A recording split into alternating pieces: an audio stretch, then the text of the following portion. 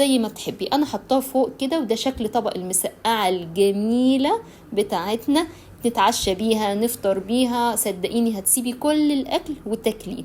لايك للمسقعة ولايك للصفحة، وقوليلي ايه رأيك فيها في الكومنتات. والسلام عليكم ورحمة الله وبركاته.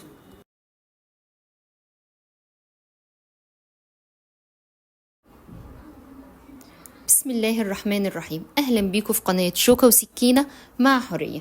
النهاردة جايالك بطبق مصري اصيل، اقتصادي وعلى قد الايد، ومش كلفنا اي حاجة. كل الحكاية هو بدنجان رومي بس، وهنستعمله زي ما بنستعمله كل مرة. هنقشره ونقطعه ترانشات، ونعمله بملح من الجنبين، ونسيبه قد ساعة ساعتين.